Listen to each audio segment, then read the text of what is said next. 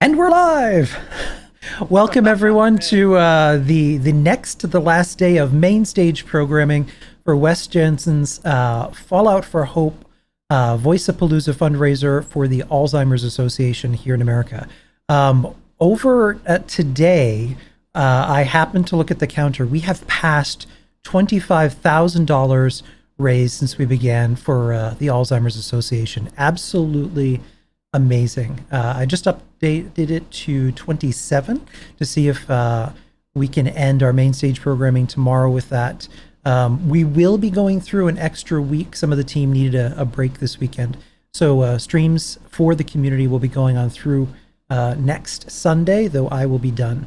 One piece of quick business before we get started with these amazing Fallout London mod team here. Exclamation point charity, please, if you can. Any amount really makes a difference if you want to donate. Exclamation point Noble chairs for a variety of giveaways that we've been loaded up with. We have 2 high-quality gaming chairs from Noble Chairs. One is a Fallout officially licensed Nuka-Cola chair that is in beautiful Fire Engine red. We also have a 10th anniversary Skyrim chair that you can enter to win. The drawings will be on Monday, this coming Monday. We also have giveaways of Fallout 76 on Xbox and PS4. And Bethesda also gave us keys for the Elder Scrolls Online. If you want to get your UK flavor on in the Elder Scrolls universe, High Isle, the collector's edition is what they're giving away right now. So we're giving away 5 codes each for all consoles. That's the full game plus all previous chapters and the new High Isle. And with that spiel done, welcome everyone. Hi, thanks for having us. Hello. We'll go in order here. First is Dean Carter, aka Perladog, who is started badly. I'm picking up the cheese joke. who's completely lost control. Yeah, already. I've just started. Hello. Yes, I'm Predator. I'm the project lead of Fallout London. Perfect. Daniel Neal, just to my right, aka Dansky. Hello, also. I'm the lead of media for Fallout London, in charge of audio and music. And below him is Jordan Albin, right? Albin? Yep. Yeah, that's it. aka Sunny Delight. Hello, everyone. I'm the lead 3D artist at Fallout London. Nice to see you all. Welcome. And back up top here, my very well-known co-host, United Wastelanders Network, Dames Who Game the Fallout feed, Miss Jessica Starr. Well, hey, Ken. So excited to be here today with you guys and get the look that we're about to see.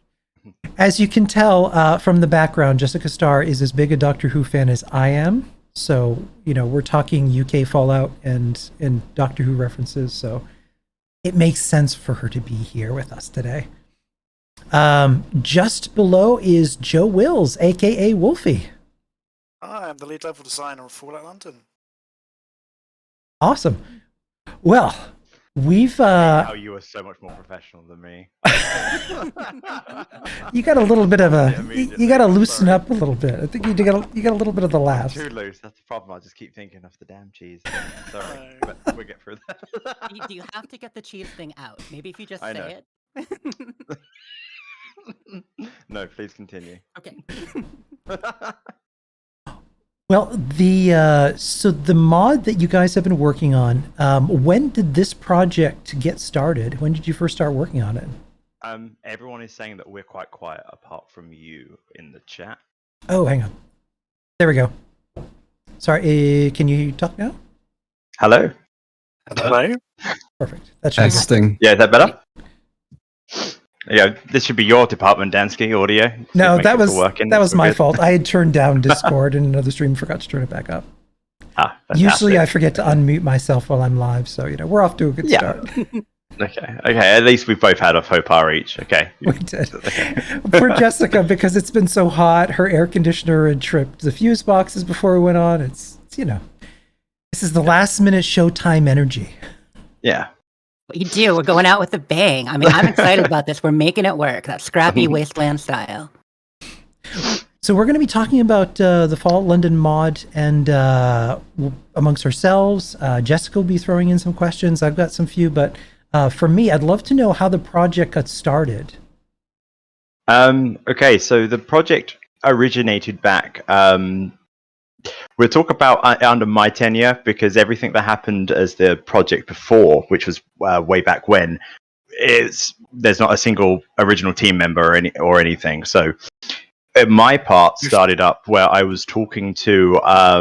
It was actually one of my friends who, when I was backpacking, we were just sort of discussing about the idea of what Fallout in the UK would be like, double-decker buses, the Queen, etc., etc.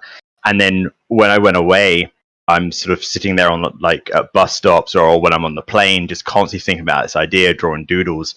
Then when I came back, the tail end of the original project had sort of just disintegrated. We sort of then collated everyone that was left. We created this new project, the one that is currently standing today, and the rest is history. So yeah, that's where it sort of started. So very much, I'd say, grassroots starting. Sonny, you were also around sort of around the same sort of time I was there.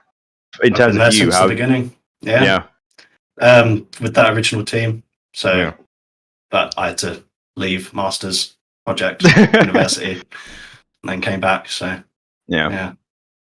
But yeah, I think in terms of where we are now, and the team that everyone sort of knows, that was, I think, the tail end of 2019, I believe, or 2019, I think. So yeah, so that's where we're at now. So It has to be hard with mods this big, when you have so many people and so many moving parts, because it takes so long for them to come out. You know, these are all volunteer projects, so it's not like this is a full-time job. So you see people come in and out, and it's going to be hard to balance that. yeah, I mean, for me, I'll definitely say it feels like a full-time job. Right. But yeah, I mean, that's the nature of these. These are large volunteer projects, so you're going to have people that, as you rightly said, they do drop in and out, and you just have to be prepared for that, to keep everything moving forward. I would say definitely out of the people here, Dansky's the newest member out of us guys.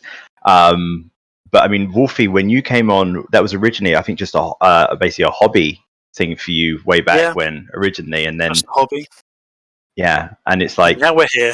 yeah, now it's just like this big thing that like the media picks up all the time. It's quite a crazy phenomenon, because it really did start out as we're sort of just, you know, bumping heads together, just seeing if we can do something very small, and then it's sort of grown into this. So yeah, and that's been what I think on terms of in total with contributors and stuff, it's about 100 people we've got credited. But in terms of our team, you've got, I'd say the team at the moment is, I think, 60 people.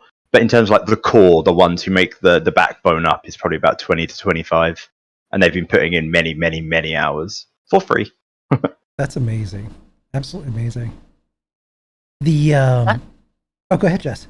That's quite a large team. So, talking the modders, the creatives, the collaborators, you said there are 60 on the core team that do this as maybe not full-time, but does anyone work on modding or this mod full-time, or do you all kind of have a work-life balance as well? So, so what I'd say is the actual core team itself is about 20 to 25. So they're the ones that, when they get home from their real-life jobs, they will just come back, and then they'll be you know, sit straight down in the creation kit or straight away doing music, and then just crack on from there. Up to the 60 is about the people that might drop in and say, I've done some animation, I've done a bit of this and a bit of that, and then they just hand it over, and then they might not appear again for like a month or so.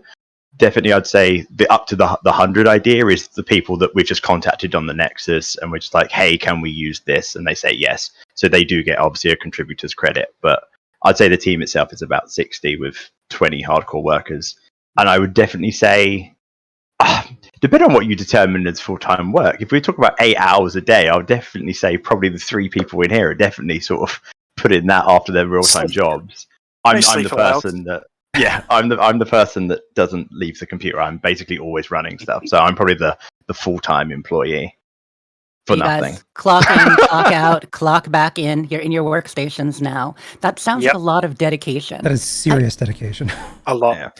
Yeah. I mean, I think the only thing we've got to really gauge what the amount of hours we've put in is probably, I think, Steam, counting, because I think the creation kit counts as Fallout 4, so I think that is the only way that we can calculate how long we've put in. But obviously, there's all the time where I'm not in the creation kit as well. So yeah, it's probably a lot. What Wes Johnson is Shayola Chance here in chat. He just asked you all, do you ever sleep? Sleep. What is sleep? What There is is sleep? only the creation There is kit. a creation kit. On our server, when someone says the word sleep, it has an automated response which says that exact line, which is there is only the creation kit, which is That's amazing. which is how we feel. Yep. I had hair before this project began, so put that into perspective for you. I stole it all. That's why these guys are all growing it out because they haven't got long left. Nope.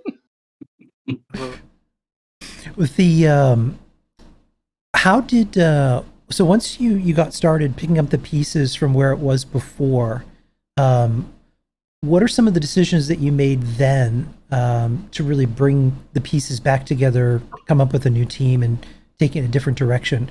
Were there choices that you made that were maybe different than how the project started in terms of the scale of the mod or the story or any of that? I would definitely say what we originally started with. Okay, so let me explain. So all of these large remake projects or new world projects, everyone has a year of literally we call it the crown eating year. But it's basically where you have no idea what you're doing. You might be just sort of throwing down things, see what sticks. You jump in the creation kit, you just try and build stuff, and it might not work. And then after a year, you just scrap it all, and then you do it again. Every large project has done it. It's nothing to be worried about. It's we are free modders. Like we don't we're not industry. We haven't had training, so that's what their first year was. And in that time, you really start to learn who are the people that are in it for the long haul. Right. And then you start to develop those ideas. And some of those ideas might be terrible, so they go. Some of them stay, and then they get developed on. And so, yeah, that's really sort of how it works. And yeah, it is just lots and lots of communication with these people that are in it with the long haul, because you very quickly realize who these ones are going to be. And they're the ones that are still here at the end. So I'd definitely say that's probably how, at least on that end, it works. In terms of the technical side, Sonny, how would you say that you developed things from like the start to where we are now and the like? Well, it runs basically the same thing. It's about, for me anyway, it was a good year of just learning how to do most of the 3D stuff. And most of that is testing, because we don't have, well, as Pro said, you don't come in trained on it. You just have to try stuff. You have to reverse engineer what Bethesda did in most cases to get assets working, and it's a long time. And then I found once you get over that hurdle, and most 3D artists I think on the team have done that. My mic keeps going, sorry. Mike's just phasing in and out. I thought I was having a stroke. It's fine. It's the stealth boy, it's lingering effect. You tend to find that it's a lot of just testing, and once you get a workflow together and it works, you're set. It turns into like a 10-minute process. I mean, that took 2 hours before. It flies after that. Yeah, I'd say even for Wolfie, me and him, we definitely were just building whatever we thought we could at the start. And I reckon if we'd used our original world space from the year that we scrapped, the Thames would have been about as big as I think, what did we equate it to? Was it the Bridge and Sanctuary? Yep, Bridge and Sanctuary. Yeah, we had got the scale that wrong. It would have just made no sense. And it was only when the 3D artist Edge made the Tower Bridge, we then realized, we messed up. And then that was like the pinnacle of we need to start again type of deal. Yep. So that was now it's all correctly done. But if we kept with that world space, one, it would have been bad, but it would have been done by now. So, but yeah, Wolfie, I would definitely say, because you learn a lot, because you had a course on level design that definitely helped all of us, I think, in terms of level design. Yeah, I even held a level design course for the team. That was pretty fun. Yeah, I mean, from starting out, a lot of people, they're coming from the creation kit as a hobby. So won't be using the grid, the world grid. They'll be building stuff that may work like in the creation kit, but when you actually play the level, or even just load it in game, it's either so unoptimized it doesn't work, or it doesn't actually make sense in game, because obviously games are laid out in a certain way to direct the player. So I think a lot of us have learned what works and what doesn't for a Fallout game anyway. I don't know if you want to add anything on the music side, Dansky, because you basically just came in and brought all your knowledge and then just blitzed it all out. So you didn't really have a learning curve. Yeah, Dansky, did you have a background in sound?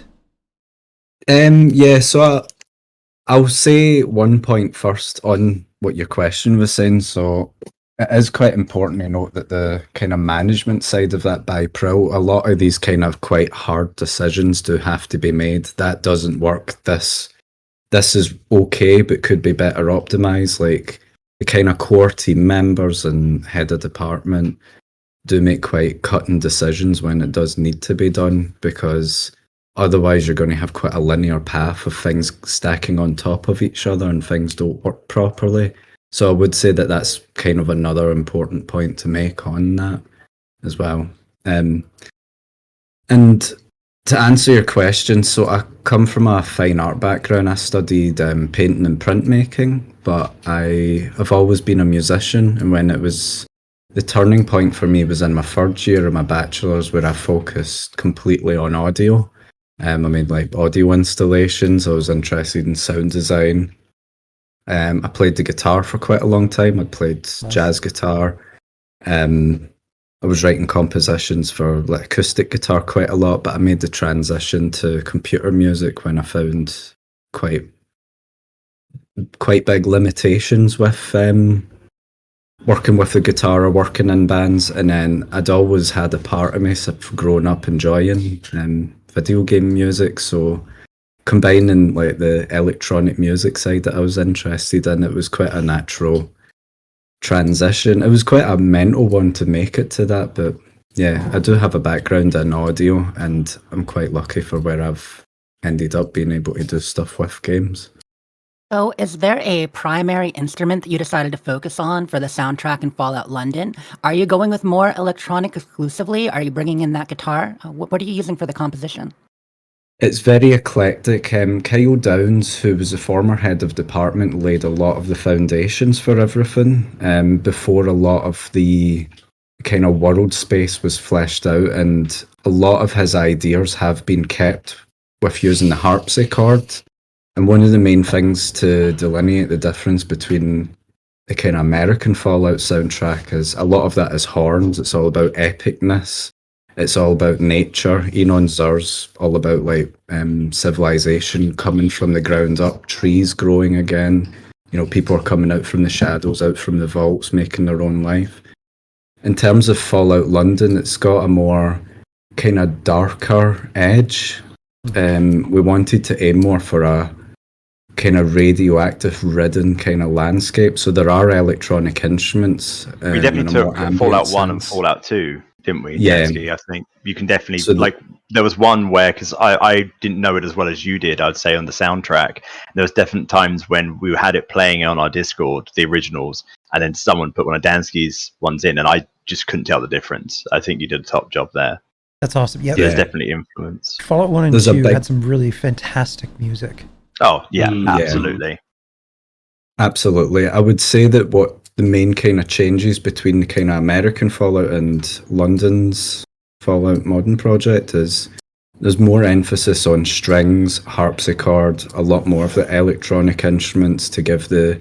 Because, I mean, a lot, you've seen the world space, a lot of it's very urban, a lot more so than the other mainline Fallout games, so we want to create something that's quite industrial, electronic, like a broken world that's like a shadow of itself. I mean, that's for me like the conceptual approach, because mine's purely like from spectating the world and trying to interpret it in music. It's the same with Kyo as well. He really kind of nails the more narrative side of the music composition, because he's very good at proper kind of composition with sheet music and everything. I come more from a kind of textural background of making music. Will we get a little bit of a British invasion flavor? Some of the radio stations? Yeah, the radio stations, there is quite a number of tracks which are old-timely kind of classic ones, and then reinterpretations of kind of British tracks as well. Yeah.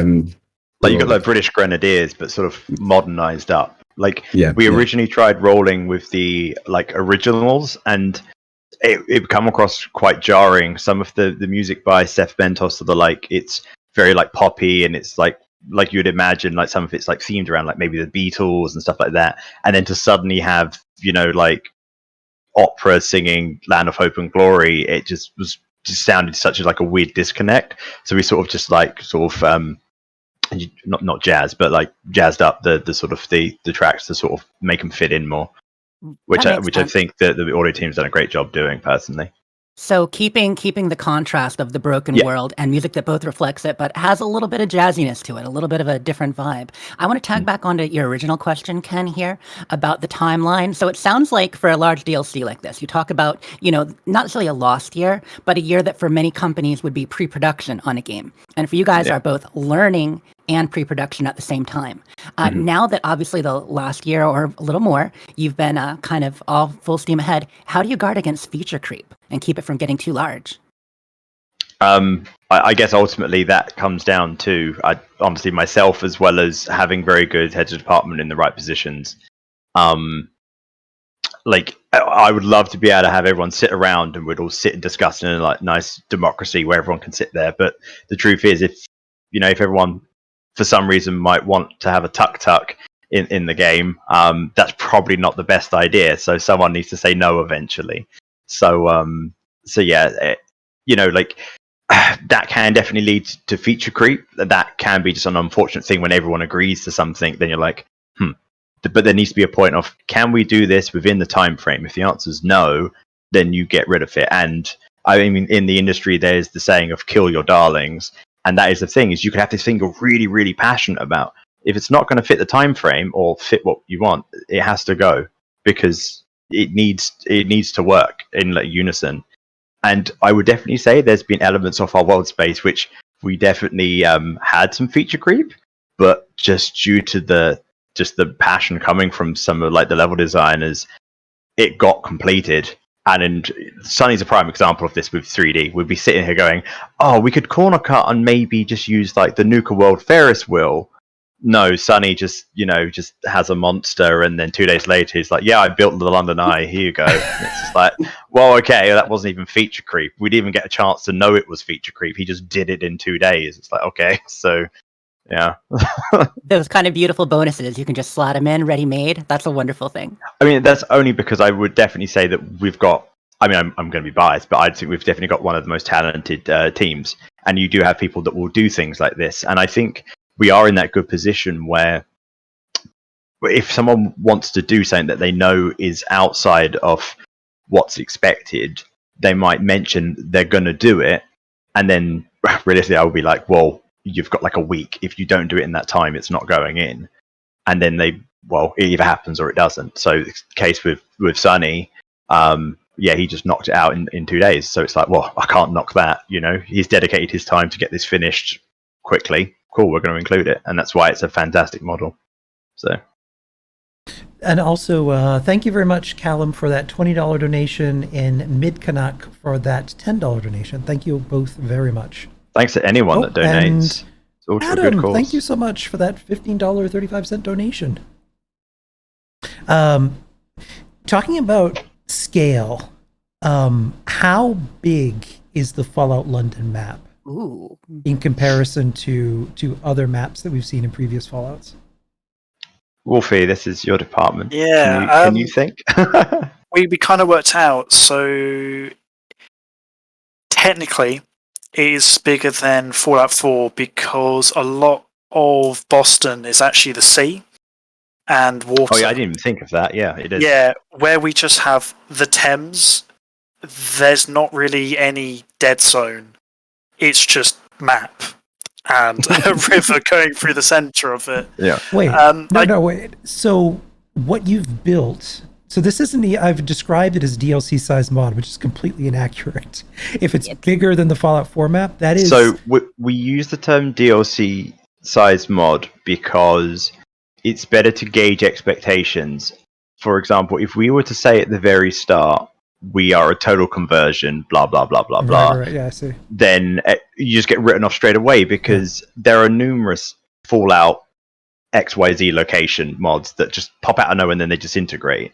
The original plan was to have something that was DLC size that was quite small. But in honesty, I guess if COVID can have a silver lining, was the fact that suddenly, especially most of the team being British, we were all locked up in our houses for basically 1-2 years. The DLCs aspect just vanished, and we were able to suddenly put in. I mean, we had people doing what? Like, I was doing 72-hour goes at a time. Yeah, that was right after 3 days release. straight for me. Was my Yeah. longest. We suddenly had people who, like they might have been able to put in 40 hours a week, suddenly just doing, like full solid work days. And as these guys don't sleep and live off energy drinks, they just said 3 days. 3 days. Yeah. According to chat, Sunny, Sunny is a complete unit and is built differently. Yeah. I like that. Yeah, we just knew though that if Sunny, because he would stay in voice chat, and on like the second or third day, Oh god. you just didn't really talk to him because he was quite rude. It's like, you've not slept, have you? He's like foaming at the mouth. It's Time like for a knocking snap. out these 3D assets. I'm sure you guys look after each other and try to take care of each other when you're in that kind of a, Yeah. zone. Yeah. Forced going to bed, it's normally kick from the voice chat. You're going to bed now. But that's wonderful to hear. Now we know that it's Fallout London. Have you talked previously about what that actually encompasses? How much outside of London proper or boroughs, such like that? We know we're hitting the Thames. How far are we going? The what river? Thames. Apologies. That's what I thought I heard. He had to do it. He had to do it. I Did do you that just all the UK time. check her? I did. I For do it to everyone. I shame. can't help it. Hey, we made your country, just saying. So. Oh, I remember you sent me a list. I can't You hear sent you me a over the list sound of of all the liberty. boroughs. And you were like, Dansky, can you say all of these boroughs? And I got half of them wrong as well. Bermondsey. I kept getting- Southwark. my favourite. Yeah, so in terms of the map, so I'll go on scale. So the map itself probably works out as the same size as the Commonwealth. Obviously, as Wolfie said, it doesn't have any water, so it basically fills the full screen of land and map. However, in order to keep optimization, we have hub worlds. Now, the base game has this. It has Diamond City, and it also has Good Neighbor. We have 5. We have all the various boroughs. So if you were to just use our main world space, that alone is already bigger than the Commonwealth. Yeah. But then you've got all of our hub zones, which if we just press them all together, is about the size of Far Harbour. So our actual mod coming out is about the Commonwealth plus Far Harbour combined. That's not a flex. It's all built. That's Yep. the thing. Makes sense. That's crazy. In terms of that allows us. We didn't want to just have millions of buildings because residential areas are boring to have gunfights in, and you do want to see different terrains and scenery. So we extended the map out, and this is part of the game crunch where we incorporated the green areas around Bromley and the green areas around like Richmond Park and the like. So we sort of pushed those a bit further towards London to allow us to have different sort of things around there. And because I used to live in Bromley, they, much like the friendly rivalry Bromley has against Croydon, I'm the project lead, so I turned Croydon into this fracked disaster zone. So you've got like a nice area where it's like full of lava, and there's all lore reasons why it's like that. But mostly because I didn't like it. So yeah, but it does allow you to have these different biomes that aren't. Shout out just, to anybody from Croydon in chat. It's fine. They all agree. Enjoy your new world space. But yeah, so say you it are looks actually better. take liberties to improve in your urban planning. Like, okay, this has destroyed London, but some things you fixed up a little bit. Yeah. Yeah, I mean, Sunny's done some great jobs with some of the 3D assets. As I mentioned, the London Eye is now is almost like a settlement, like a nice raised settlement that we saw this. I don't even know whose it was. I think it was like a community member just submitted this. This would be a cool idea, and it was basically like these settlements built up the side of the London Eye, and we was like, we need to make that. So if that's an improvement, I think so. I don't know why London has a big Ferris wheel in it, but yeah, we've made it look nice. So Quick check. Did we see that concept art in the opening trailer that you had? I think that was shown, yeah. Yeah. So we had that was done by Marta. So that was based off one that a random community member saw, and we were like, right, we want to try and incorporate that into some of our own, because we want to try and use all our own concept art. So, Awesome. But that was based off something that we had found. Yeah.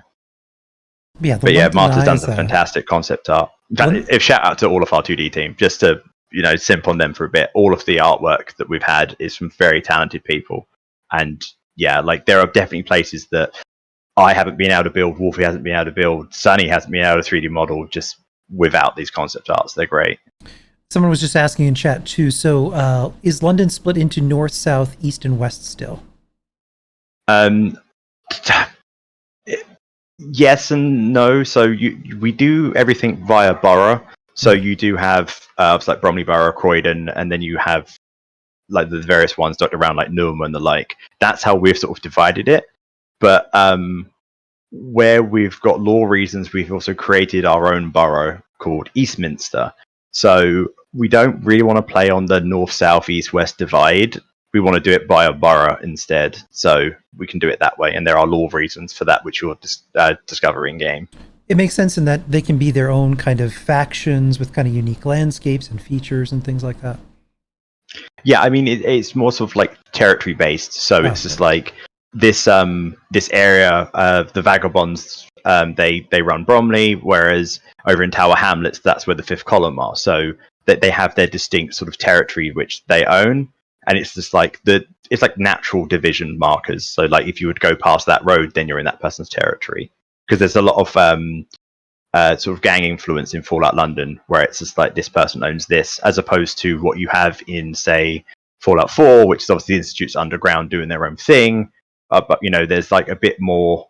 It's a bit more manic. Like everywhere's a war zone type of deal. So we a really important question. So can you walk into 221B Baker Street, and is there a ghoul Benedict Cumberbatch in there?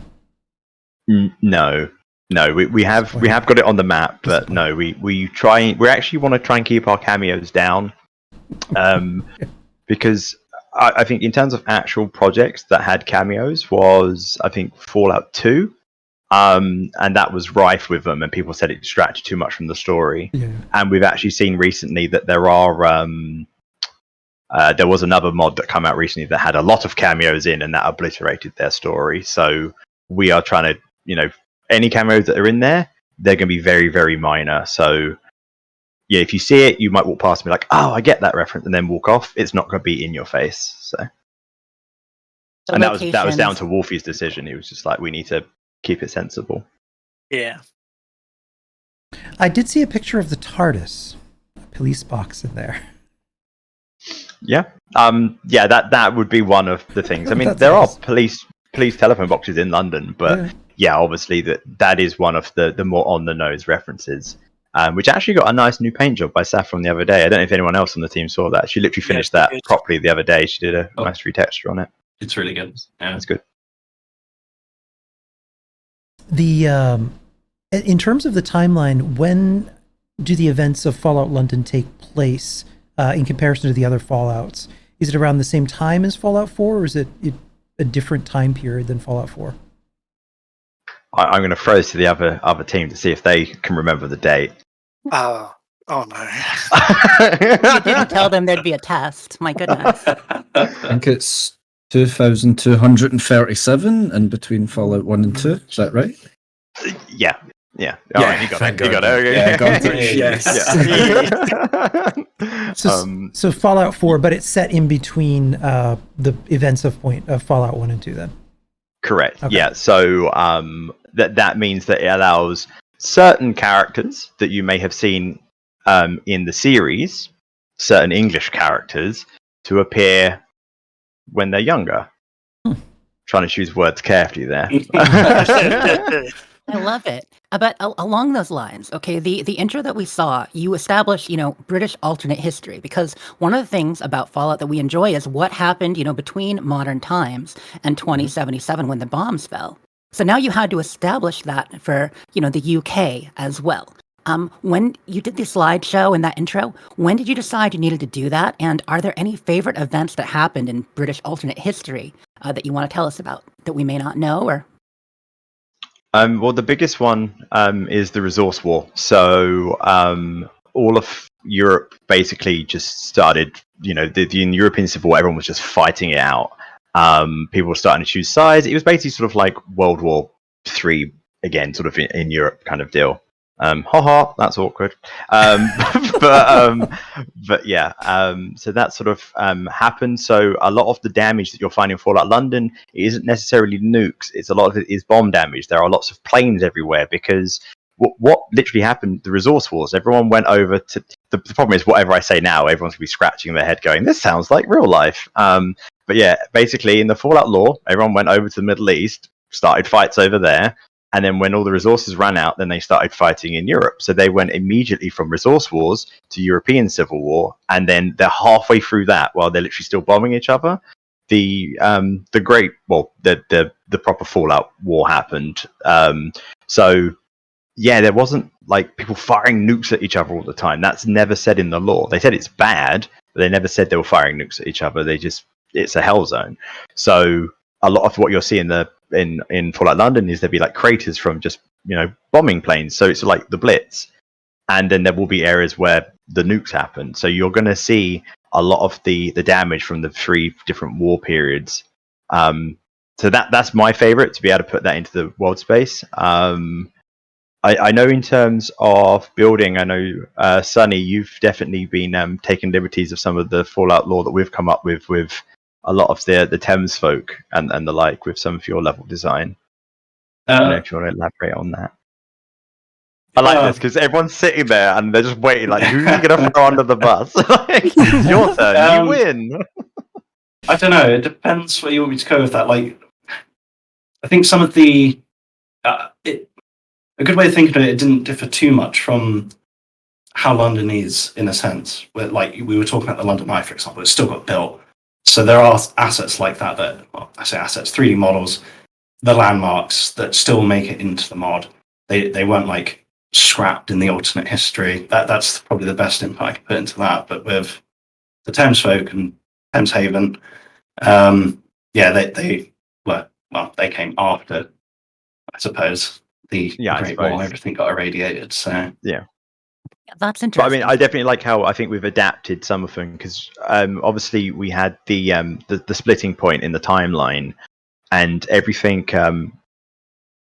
I guess it's a problem because me and Wolfie have definitely been struggling building around London because everything's got these historical buildings and there's a lot of them and they're very ornate and detailed. So you're spending all your time building lots of craters. Yeah. Anyone that's too difficult. Building to build crater. That's something I hadn't thought about with all of the really ornate Victorian style, Edwardian, and then you have more formal Greek style columns and everything else. That's a lot of detail work. Whereas here, in Washington D.C., aside from the Art Deco elements, I mean, everything is pretty linear for the most part. So I would say we were lucky that Fallout 4 was based in Boston, that had a lot of the original like British sort of architecture over there, because I don't think this would have been possible with like Fallout 3 or definitely like New Vegas. It just wouldn't have been possible. But yeah, I mean, due to the divergence, I definitely say that after World War II, we took it very seriously in the fact that then allows us to recreate areas like the Isle of Dogs, which was completely obliterated during the Blitz. And then we sort of rebuild it how we want to do. So the Shard exists, but it looks very, very different. So we wanted to sort of definitely put that Fallout spin, keep these famous landmarks, but put our own sort of atom punk twist on them. If that answers your question. It does. So life went on because the nukes, weren't dropped as heavily there. But didn't some of the nuclear fusion technology that happened in America, that 10, 15 years before the Great War, did any of that make it over to London? So we always had this strict rule of adhering to anything that Bethesda had put out in terms of lore. So there was very, very little, but whatever scraps that there were, we adhered to. So anything that was even in the Fallout Bible, whether people consider it canon or not, didn't matter, we adhered to it.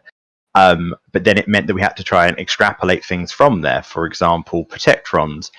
They got sold overseas to Mexico in the law. So we had to be like, well, technically, if they've been sold overseas there, why not here? So we had to do that spin. But they definitely said that certain technology, such as I think it's the Assaultrons and things like that, they were just US government. Right. They never left. So we don't have that. So that sort of stuff we adhered to. Much of the technology in terms of like fusion, fission, and the like, we sort of operated under the idea of the US were trading that sort of technology with the UK. However, when they went into that isolationist mode, that stopped. So anything that did exist, the government of the UK at the time was like, okay, the military need that. Like, you can stop driving your nice supercar. We need that for tanks. So like we have these places in the game where it explains that in the law. It's basically the military have just started dragging people's cars off their driveways to try and use what they've got, because they're just trying to collect it all because they're just not getting it anymore, and they need to fight with the rest of Europe. So it is sort of, you know, when the US became isolationist, it was then just the government was just trying to grab everything they could that was of use to them, and that's why you'll see in the gameplay trailer, there's the Atta-boy. It's not the Pip-Boy because that didn't exist. Everything they had to be sort of retrofitted, so that's why it's might be like Vault Tech, but it's not. They've tried to change it or improve it in what they think they have improved it, at least. So life went on. Some factions and peoples were outside in the radiation. Others were sequestered for a while and kind of waited out the worst of it, you know, maybe the upper class in Vault analogs. Ken, do we have time to get into factions at all before the gameplay trailer? Yeah. Okay, so let's talk about some of the factions. You mentioned Thames people. We know about a few. We've heard of the Tommies. We've seen a few others. Can you talk about which factions are joinable? If that's even a thing? That's a good question. Okay. Wolfie. Oh, the joinable ones. I saw you looking at your phone, so your turn. That's fair enough. I think it's all the main factions we have. So, oh god, I'm gonna get a kicking from this because I'm gonna get it wrong. I'm here to build, not read the law. Hey, I'm taking notes. Remember, this is for posterity. Oh no. Yeah. That gets quoted in an article. I think the first one, I guess, you can join is the Vagabonds. They're going to be the first ones you meet. They are, as like Brill said, the gang focus side of it. So they're one of the gangs. With them, oh god, this is like when you've been revising for a test and you get in and it's just the wrong test. Gone. So you said it'd be this shit. Fine, okay. So the Vagabonds are your Peaky Blinders style of gang. So they're very much like, I guess the closest equivalent would be like your Minutemen. So they're basically in ruin. You need to build them up to try and be this sort of powerhouse. You have the Gentry. They're the ruling elite. They're not so much joinable. However, they operate within the sort of around Angel, which is a joinable faction. You also then have the Fifth Column. They're one of the dissident groups that wants to sort of tear down the Gentry and the ruling elite, as well as what everyone likes to call the dress-up faction, which is Camelot, which they are another dissenting group, but they're there because they want to try and bring back the sort of ideals of democracy under, you know, the sort of everyone discussing things around a round table, that sort of ideal.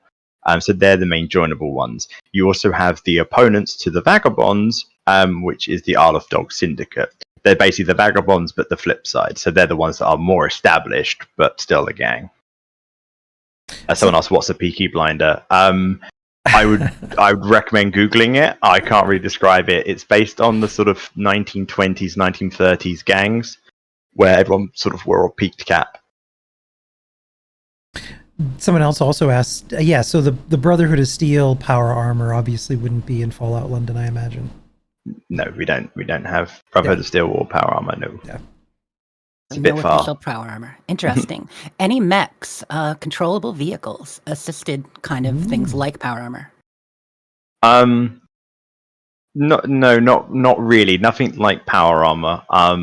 We wanted to try and take the focus away from that. I think also partly because I think a lot of people on the team didn't like power armor. I think also just because in terms of what we wanted to go for, like guns, or more specifically, not so much guns, but like the ammunition and that, like it's supposed to be rarer. It's a survival game. There was a big issue in Fallout 4 where within your first 10 levels, you walk around with an armory and basically unlimited ammunition and umpteen bottle caps and stim packs. Like, you've completed it within 10 levels. So we don't want to be offering any of that sort of stuff. And to suddenly, if we had a version of power armor in the UK, you would just be like a god. Now, there is, I think, three instances of US power armor, but they are unobtainable by the player. They are designed for lore reasons to make an enemy stronger, and there is a reason why that exists. Again, like I said before, it's not like the US didn't have any of this sort of stuff. It's just like what the UK could get their hands off, they kept and monitored like it was gold dust. But the player cannot wear it. And if someone spawns it in, that's up to them, but they will ruin their gameplay because we're not balancing it for that. I love all that texture and lore. I like that you're bringing that stuff in to add flavor that isn't obtainable by the player. That's excellent. That is excellent. Reputation. Whether I know factions are joinable or not, and it's on the Fallout 4 engine, so is there a reputation mechanic with them? No, I don't. Sunny or Wolfie, I think that's one. We didn't put that in, did we? The reputation. I think it's more if you start shooting them up, they'll hate you. But it's pretty much that's you're either liked by them or they're going to stab you in a dark alleyway.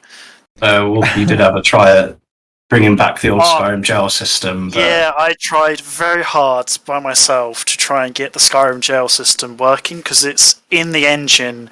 It's just missing a bunch of scripts and other stuff that I had no idea how to add back in because I did want to add the police in. Say, have you got a license for that? Old joke. But sadly it didn't work. Could you end up in the tower? You wouldn't want to end up in the tower. Oh no, not that one. No, that's not a place you want to go to. Awesome. A little bit of a spoiler there.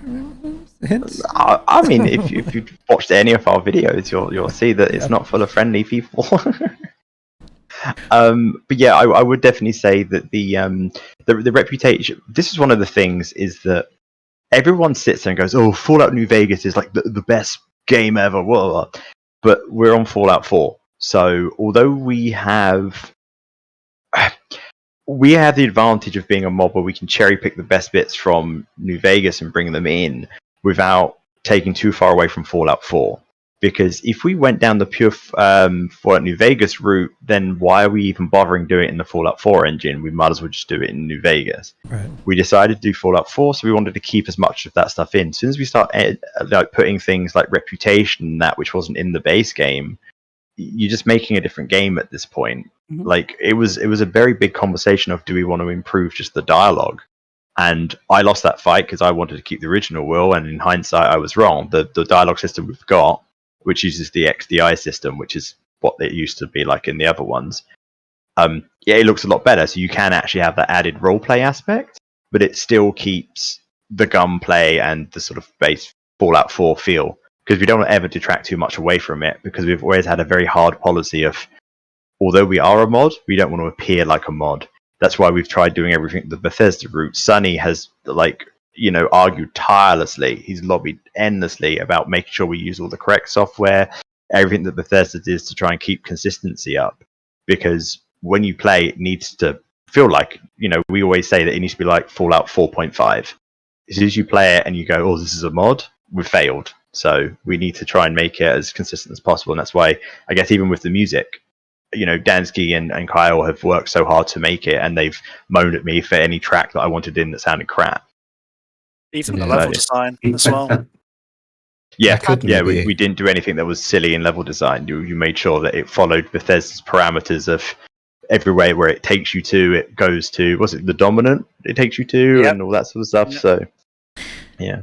I was talking to Nate Perkypile and Joel Burgess, both formerly of Bethesda, and one of the things that they were talking about, speaking of level design, is their approach is always world first. So they'll build out a world space and then think about, okay, well, what quests can we do here? How can we use this location, that location?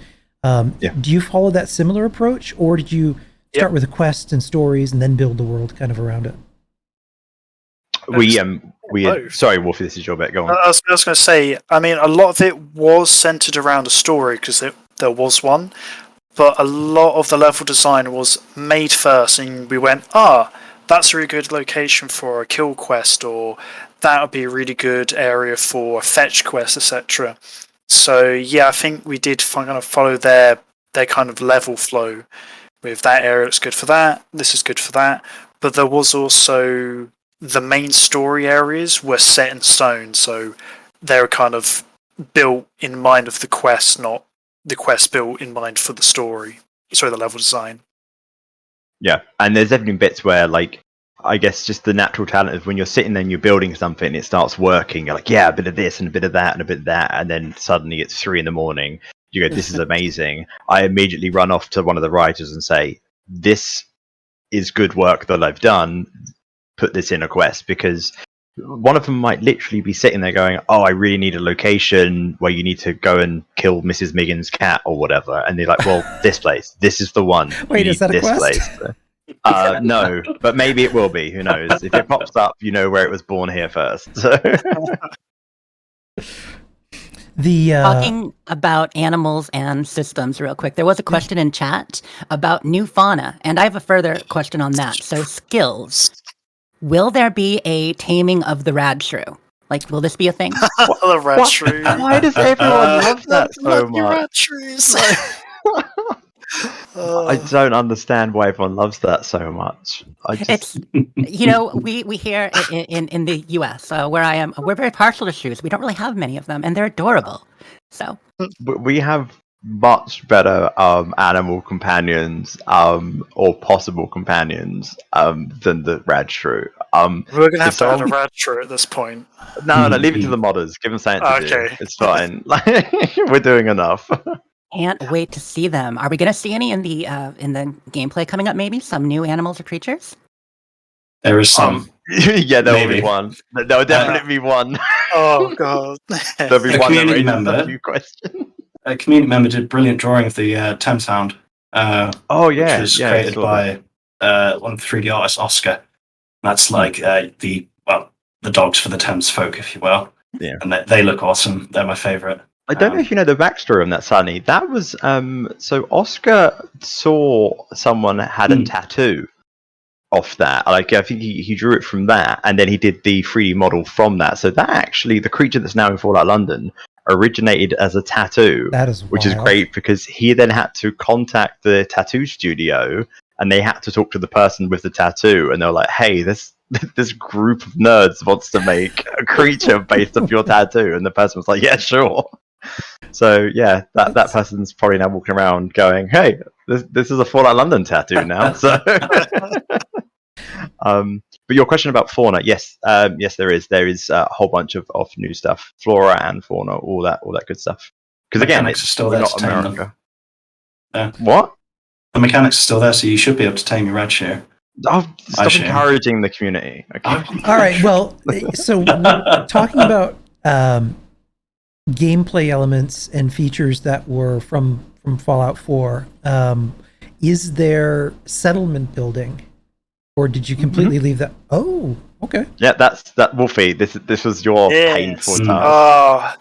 I've had to rebuild several settlements because when I first set them up, I did them all wrong.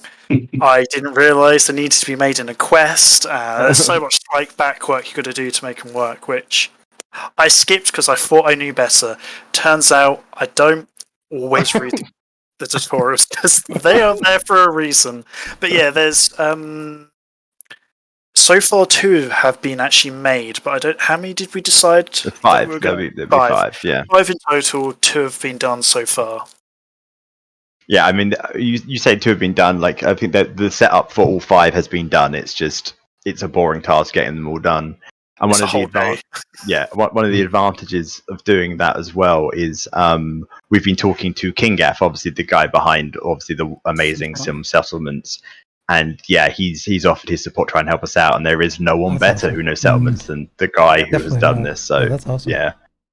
But yeah, there'll be five, and we have put them around because one of the biggest issues was so I always forget it. It's the one that you love building in, Sunny. Hangman's Alley.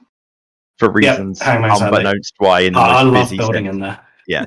Well, we FPS decided. is, Yeah, so we've put. I think there's one in a busy area, but all the rest are designed to be in places where you can go pretty ham, build up whatever you want, without it like affecting performance and the like. And they're all in different biomes to allow you to have different. Because there's definitely places in the base game where it was just like you were literally down the road from one, and it was just the same style of place. Ours are going to be very different. So one will be in like foresty, one will be swampy, one will be urban, and so on and so forth. You mentioned earlier, speaking of the number 5, 5 distinct locations that are separate from the world space, like the Diamond City Good Neighbor paradigm. You said instead of 2, you've got 5 of them. Are any of the settlements in that kind of location, or are they all right in the world themselves? Yeah, so there's one in Covent Garden. Covent Garden is basically quite a busy place. If you've ever been there in real, it's full of like street performers and the like. It's not like that in ours, but that's what the area is. But in where it's situated right in slap bang in the middle of London, that would be the equivalent of Hangman's Alley, and you would just get no performance. That's not on our end, that's just because of the nature of the settlement building system. So we've made sure that that's in its own basically world space, so that you can now build in there without it impacting anything. And was that one of the 5? That was one of the 5, yeah. Okay, cool. Her Royal Majesty, what is going on there? So the concept art shows she's changed a little bit. She has a lovely necklace of hands. Has the Queen's Jubilee become a bloodbath in the future? Okay, there is a caveat to this point. So, as it stands, the Queen is obviously around, and we hope for many more years. Providing real world Queen is still alive at time of release, we will continue with our idea of what we have planned. If she passes before our scheduled release, what we have planned will be scrapped. We're very stern on that point, because obviously ghoulifying the Queen is not very people are already a bit like, should you be doing that? It's fine, we have a sense of humor in England, but at the same time, do we really want to be doing it to someone who's just died? No, that's where we draw the line. So yes, she's ghoulified, but yeah, if she passes it in real world, then no, that won't be in there, and we do have a backup. Awesome. At least we've still got the backup. So, yeah. There is a line of secession. We're at the time now. We're going to jump in and take a look at the gameplay trailer and talk about that as we go along. So let's switch over here to check that out. Mind the gap. I think our announcement one also will appear. The gap. Stand clear of the doors, please.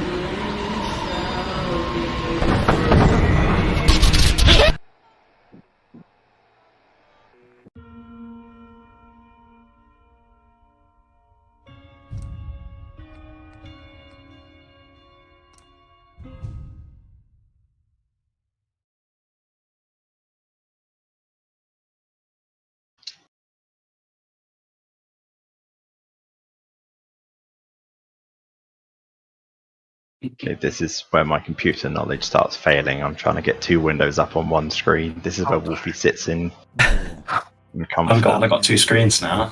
Yeah, all right. Yeah, okay. It's working out. Here goes the slideshow. Chat, how is the balance of game audio versus us talking?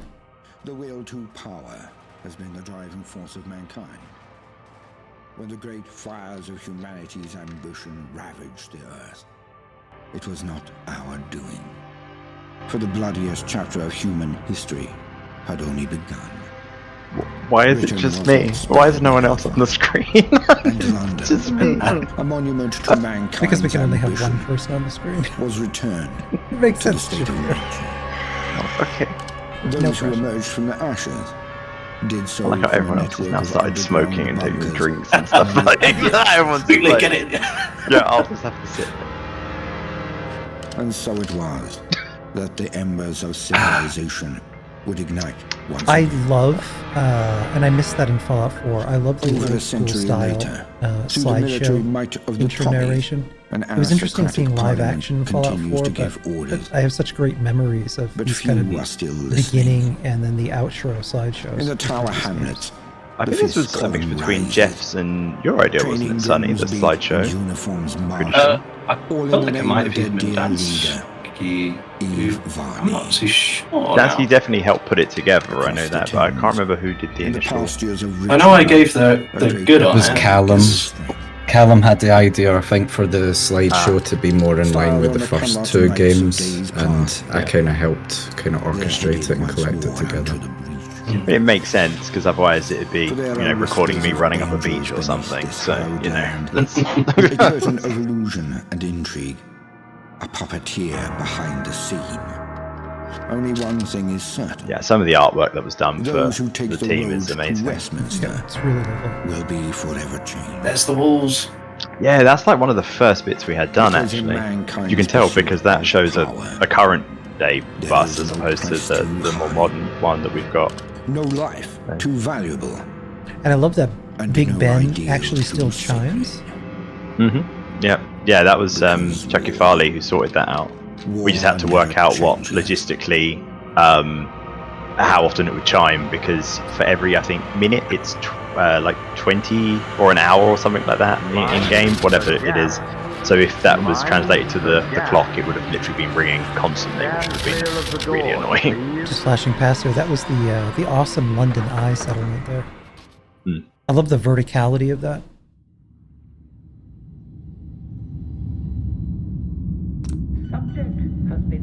It's a tough one to put together. It looks a bit odd when you put shacks on something like that. Yeah. And any Doctor Who fans should instantaneously know these amazing voices. Yeah, that was definitely a highlight. We got Sylvester McCoy first, and then it was actually quite awkward getting Sylvester McCoy, because it then was like it really promoted the fact that we needed to get another Doctor or someone else to play the other one. Otherwise, it would just be, just one of our voice actors, and then Sylvester McCoy. It wouldn't have made too much sense. And then when we got Colin Baker, I was like, well, perfect. Here we go. We've got the two. That's awesome. They And played off obviously- each other so much Yes, yeah. in various audios, so they work well. I think also as well, it was I think it started in, was it Oblivion? Where they just have like a cameo of like a famous person that then quickly gets killed on screen. So we definitely played into the originals. It's like, cool, we've got these two actors, and then bloop, instantly just twatted off. So it's like, okay. I think that even goes back to Daggerfall, if I'm not mistaken. Oh, no, Really? don't kill him off. They don't kill him off, sorry. Ignore me on that. Yeah, I remember in Skyrim, Wes said that he played, was it Emperor or Septim? Someone that you kill in Skyrim, and I always just killed them immediately, so I didn't even know that Wes voiced him. Oh, really?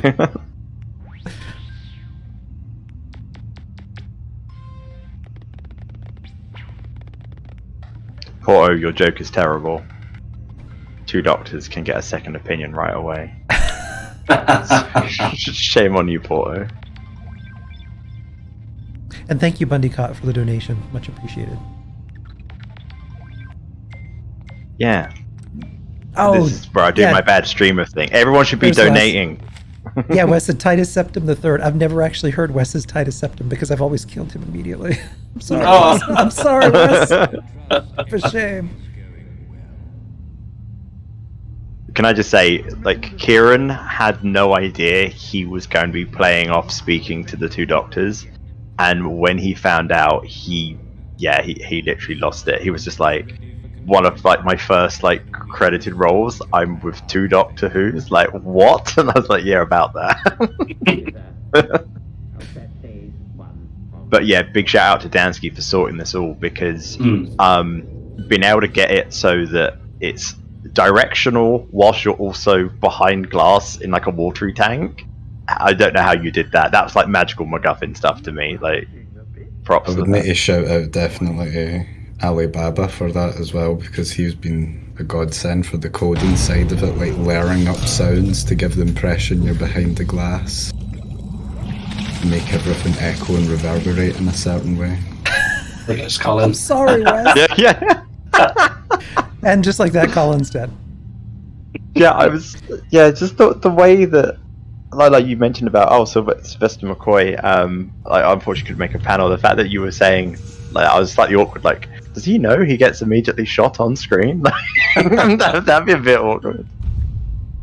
Because I think I mentioned to you that where me and Sunny live, there was a small Comic-Con nearby where Colin Baker was going to attend, and we were just like, should we go? Because like 100% there's going to be someone there that has seen this and just be like, hey, do you know you're in that thing? And it's like, what if he doesn't? I did tell him, but like, what if he doesn't? Like, it'd be a bit awkward. So punching the glass there, I can't remember. I don't think in Fallout 4 there is a mechanic for breaking through glass. Is there? Or is that something you guys had to figure out? It was something that, well, it started with small destructible items. Figuring out that was one of the things I was saying when I was learning stuff like a good year. Just figuring how to even do that, and then it kind of made it into this. It became a kind of a good fun mechanic. Changes things, lets you go through places that you wouldn't otherwise think you can, and especially in that scene, it played. It was destroying the whiskey glass, wasn't it? Yeah. That's where it started, and then it was like, why don't we scale this up and put a person in it? It's like, okay. Okay, I made a few assets like small martini glasses, wine glasses, things like that, and thought, what if you could shoot them and they smash? And that's kind of where that evolved from, if you are. Yeah. I think that would really stem from the fact that where we had this sort of Peaky Blinders style gang, we really wanted there to be like a shootout scene where when you're shooting at someone behind a British pub, like the glass on the wall will literally be flying everywhere and smashing out, like really pushing what the engine's limitations are. And we got it working, it looks great. It's surprising how far you can take it as well. The amount of stuff you can have going off at once is impressive. Look at whoever is killing those adorable rad shrews. How dare you? Oh, these rad shrews. You ran away! Oh, the runaway rad shrew. I love the fact that in one of their level lists it shows a bottle cap. And the amount of conversation, oh no, there's a bottle cap, there's a bottle. It's like, yeah, like we do have bottles with caps on them in England. It's just a bit of metal. You can't spend it. Like, but like people were going ballistic, like, oh my god, it's a currency. How it's stupid they're over there. It's like, what? What do you think we put on top of our bottles? Just duct tape? Like what? Tea bags. Tea bag. Oh yeah, we do everything with tea bags. Yeah.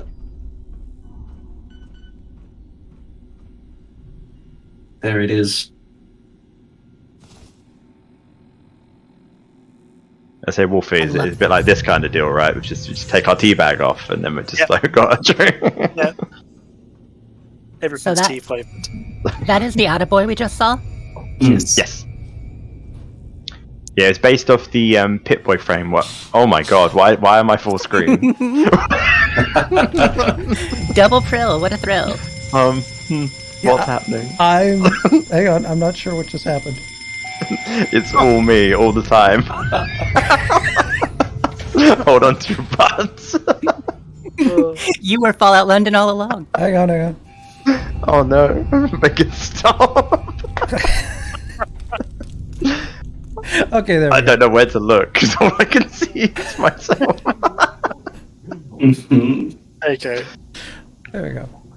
Okay, well, what I was obscuring, unfortunately, was the amazing animation by Chuck, which was really good, where he blows into the Atta-boy like a NES cartridge. Sorry, Chuck, if you're watching this. Love that. It looks so good. That literally like we're trying to censor something, so just drag my face out. On the note of the Atta-boy, though, I think it was a discussion that lasted quite long about what we was going to do with that. Yeah. And then that we weren't too sure whether, it'd be the Pip Pad or Pip Boy, or whether it'd be completely remodeled.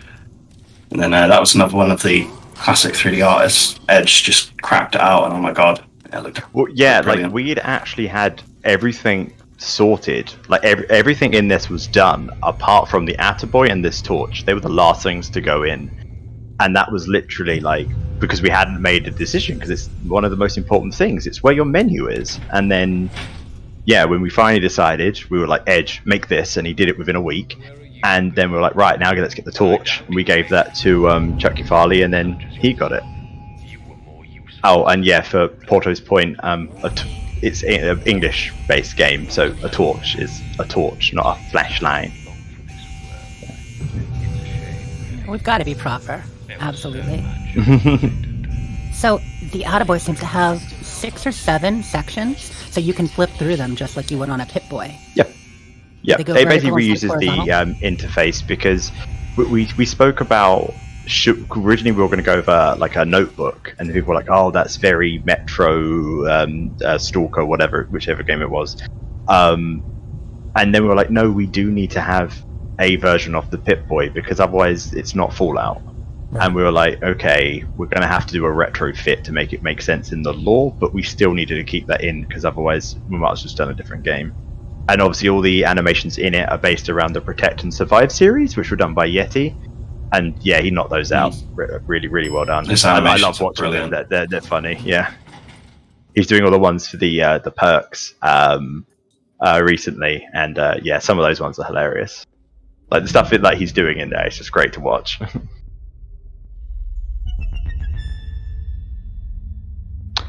This bit annoys me. So I built this. And I tired away doing this, and Wolfie can attest to this. Everyone sits there and goes, "Oh, the devs are just copying Bioshock. Oh, they must love Bioshock." I have never played Bioshock, and that's all I hear is that I was. Yeah, but everyone's saying that I was building this based off Bioshock. I've never played the bloody game, and they're like, "Oh, it's clearly based." It's like, why? Because it's got one Art Deco window. Okay. It has an Art Deco window, a fountain, and I guess a TV screen. So it's yeah. That's it. Based off it, 100%, 1-to-1. I got a little more Neverwhere, but I love the musical stings in this bit too. Yeah.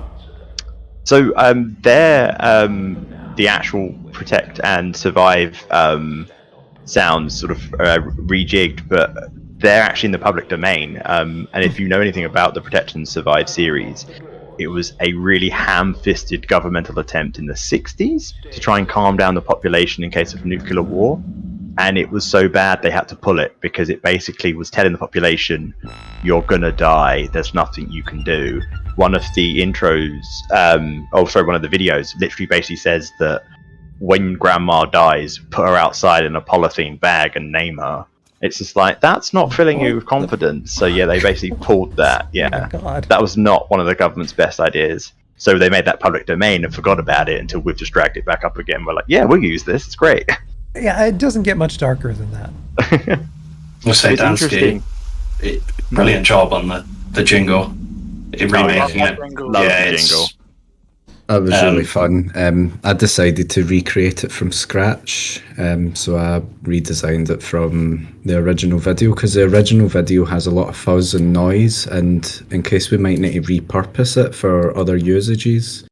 It gets used here for the screen, but we have other uses for it as well. So I decided to recreate it from scratch with plugins for synthesizers and MIDI, so now I can manipulate it how I want. So this could potentially be a theme through the game.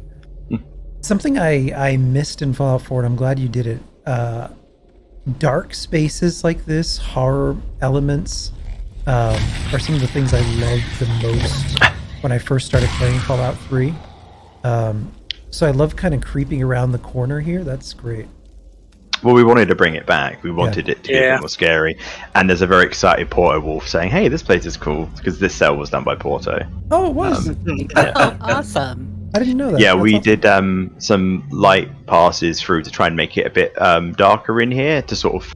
All of this and all of the designs basically followed Wolfie's level design thing. So you'll notice the lights in here sort of point you where you need to go. There's the green exit sign that's over there, which tells you where the exit is, and you'll notice there's a little arrow on the floor, and then the way to get through is lit up.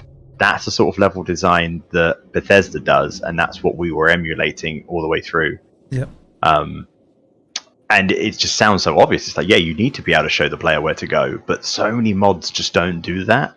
And it's just that little bit there that can cater to everyone that some of the AAA games do so well. And you just need to remember that there's a reason why they do things how they do. Because I would say that I think there's a big thing where people just go like, "Oh, Bethesda are lazy," or da-da-da-da-da. It's like, no, they do things like that because they need to cater for a whole audience, people that want to go around and kill everything, that want to explore and want to collect things. It's very important, and they all designed things with that in mind. I think it's KISS. Keep it simple, stupid. Was the motto they had. It really does work and love the flow. It's brilliant. Yeah, it's the accessibility of it, of being able for everyone to kind of dive into it.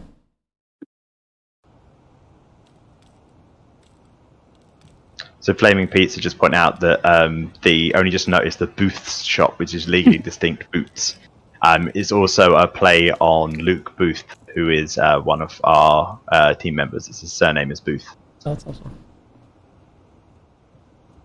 It's just like we've got Harry Skingle, whose surname is Skingle, and we've made him the potato chips because we have Pringles, so now we've got Skingles. It works. I know Harry, lovely person. Sharia75 mentions it gives them Fallout 3 vibes. I wonder, London is a capital city, just like the capital Wasteland. So this, you mentioned being maybe the most urban game, and that makes sense. Did you draw some inspiration from the way they did the Metro? Or is it all based on your experiences in the Metro? Wolfie, you can Yeah, so when we were designing the world space, we wanted it very heavily urban, and also due to performance issues, we were actually thinking of having everywhere was in its own little section. And being Fallout 3 one of my favourite games in the Fallout series, I was hacking on about, we should do it like they do with the underground system, every underground links to another area. We ended up not splitting all of the world space up, but a lot of the level design, how our undergrounds work, and those kind of interior cells where they're so dark and dingy pull a lot from Fallout 3 and previous Fallout games. Such an emergent moment there. I would also say as well, I'd also say that when we were building it, again, this was definitely when the whole lockdown COVID thing really sort of came through, because we were definitely going to just do small parts of the main world space and then connect them via the underground. That seemed obvious. Fallout 3 did it, also cut down level design. But then we were given 2 years and we were like, well, okay, let's actually just fill in the bits in between these small bits, and then voila, we now have a full world space. So yeah, that's that. I just noticed the time because I think 7 minutes to drop. a very exciting announcement. Oh. But as things go, I always get really nervous, so people will have to entertain because I need to run to the little boy's room. I get nervous. I can't help it. So yeah, I will leave you with the others. Ask them questions. I will be right back. You can look at my wonderful AstroTurf display case. We're not done quite yet, Skizzo. Yeah, one of the while he's gone. What are some of your, obviously you've put a lot of work in, but if there's one thing that you personally are particularly proud of that you've completed so far, what is it for each of you? Ooh. Well, love wants to go first. It's actually going to be Islington. That's the area that when I first joined the project, I was given Islington as my area to build in. It's not actually my best work I've done for the project, but because it was my first thing I started on, the progression from the starting area in Islington to the the end of the level, you can see my my skill level increase throughout the whole of the area the further and further you get to the end. So I would definitely say Islington is my proudest area or work I've done, because it's just my portfolio of the start of the project all the way to the end. That's awesome. That's fantastic. Dansky, you want to go or shall I? All right, I'll go. I suppose what I'm most proud of is when I joined the project, I was very pushy. I suppose Prill at first was kind of hesitant about me redoing kind of all the stingers, going through and making completely original ambient audio, kind of arguing for the case that the kind of sonic palette that the game should use should be almost completely original. There's a bunch of sounds which won't get replaced that don't need replaced, like footsteps, etc. But what I'm kind of proud is being able to go in, work on the stingers, really think from the ground up, how should this place sound and feel different, because atmosphere is such a strong part. So I think overall that's kind of my proud thing, has been quite forward about that. And gladfully Pro said, yeah, you can go and do that, and then I'll go and work away, design, I suppose, hundreds of audio assets and work on the ambient music and everything. So I Love suppose it. that's probably my proud thing. The kind of thing where, once you show that you can, it's like, go for it, and you do. And Sonny, you're not saved by the Prill. We still want to hear yours. What's your favorite bit? No, that's perfectly fine. I mentioned Masters and University when I was there. I did animation. So for me, it's got to be most animated assets. Just, you'll see some in the upcoming video. But things like the trains, Edge showed me originally how you set them up. They started off with doors as doors. It was an Elevator. elevator. The first one was Yes. an elevator. Yeah, That's very true. The original was Wolfie's elevator. He turned it into a train. On its side. Yeah. Yeah, an elevator on its side. And then that's when, after the trailer, the original reveal trailer we dropped, we were like, we need a proper train. And I went in and properly rigged it and animated it so you can actually get on and it will move and curve around tracks and whatnot. So that's it. It's the animated pieces for me. I love doing them. One of the questions that I'd asked them was, as far as everything that they've created and worked on so far, what they are most proud of. What about you, Dean? If there's one thing that you're particularly proud of. This is going to sound really simpy, but I'm proud of the entire team, if I'm honest. No, I mean that because, like, at the end of the day, this was a pipe dream that's become a reality. That's not something that happens every day. To be able to sit here and work away with what would I say, 60 people that's on the team, and to have 20 that just roll up every day and they're like, what can we do now? There are times where they're just like constantly working about even like needing prompting. It's like I'm proud of all of them. To be less simple, if we're going to talk about assets or things like that, I'm really proud of, if I'm honest, some of the level design that I've done where it's very rare that you look at your own work and go, that was good. But there's been certain specific places where I've sort of put the pen down, if you like, and gone, yep, that I'm proud of. But that you should see some of them in the upcoming video. Oh, we hear the word Wayfarer in that trailer. I just want to say, is that the main character's name? Yes, yeah, just like the Soul Survivor, it's the Wayfarer. And were there any rejected names that you came up with before that? Just out of curiosity. Steve. That one didn't go down too well. Fair, Minecraft has a monopoly. I am Steve of London.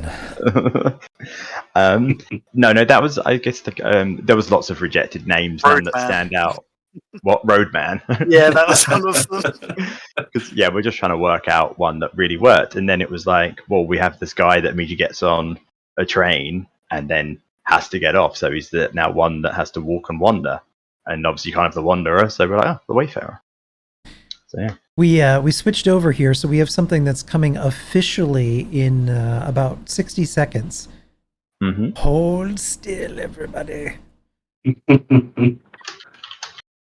Will it have the countdown, bro? It will, of course it will. You mean the dramatic 5-minute countdown? Yeah.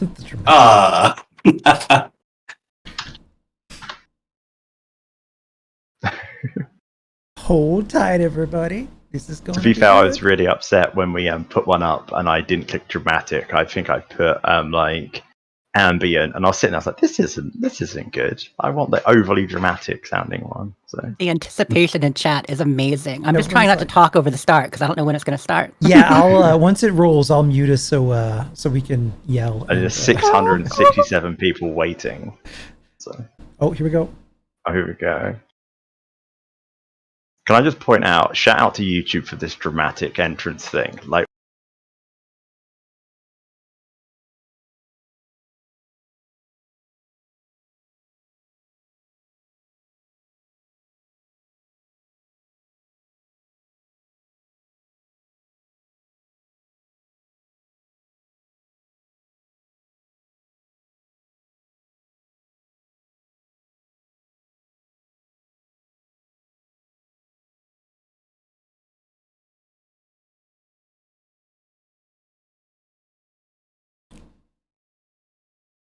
Probably because there's a...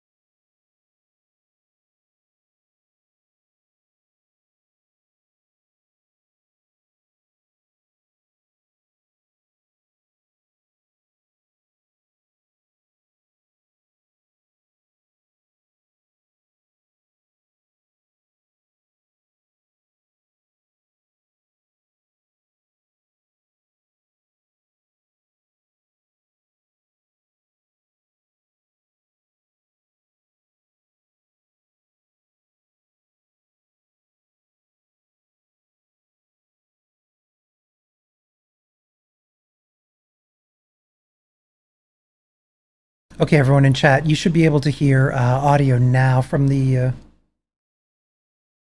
you can hear the dramatic countdown music.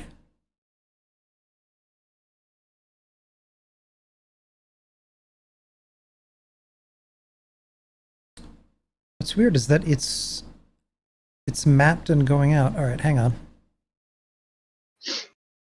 Hold tight. We're going to do this a different way. I love how people are just trying to guess what the next color's going to be. I'm trying to guess what the dramatic music is. You can download it from their thing. Oh, I see. Right. Thought you maybe. Yeah, it's not ours. It's YouTube. I was going to put up one of our other trailers, but last time we did that, everyone watched the little loading trailer, and then they just didn't watch our video. I was like, oh, okay.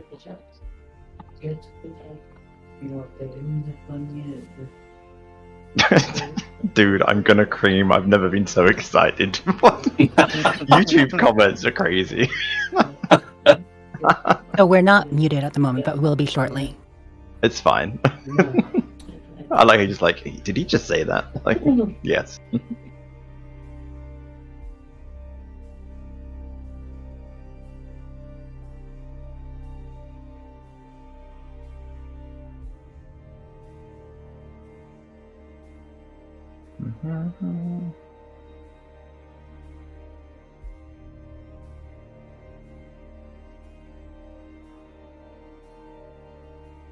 What's Wasabi messaging me?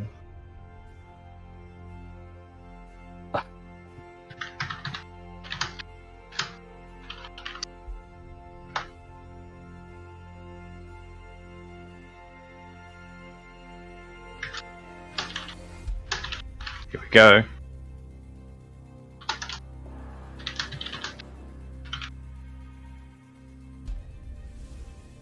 Can't spell remember.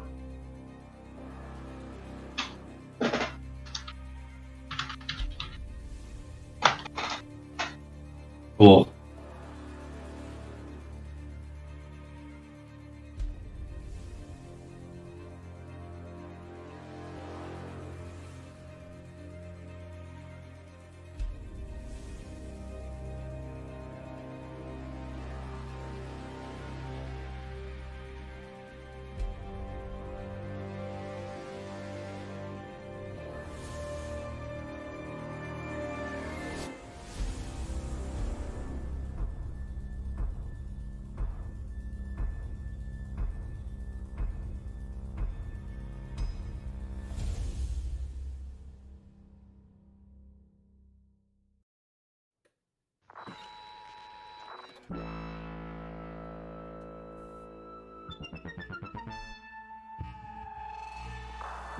Nuclear explosions are caused by weapons such as H-bombs or atom bombs.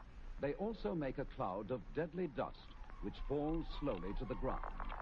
This is what is called fallout.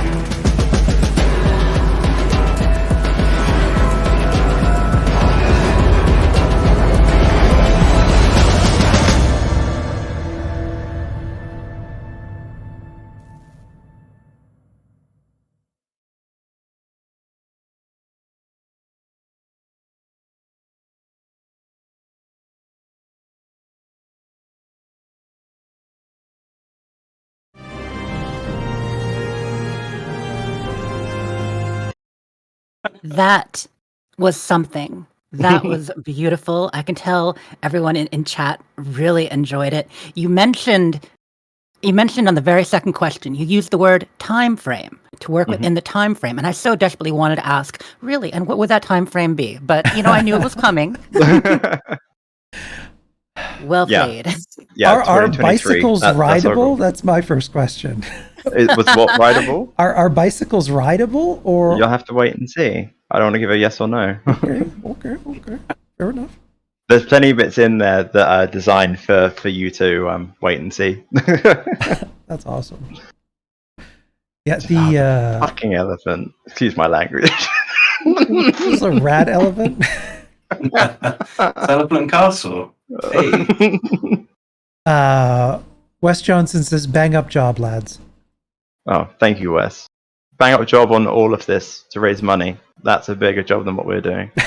Someone says, "As a Dutch, I'm happy." I don't know what that means, but sure. They're just never happier from the sounds of it. Okay. One of the questions I had,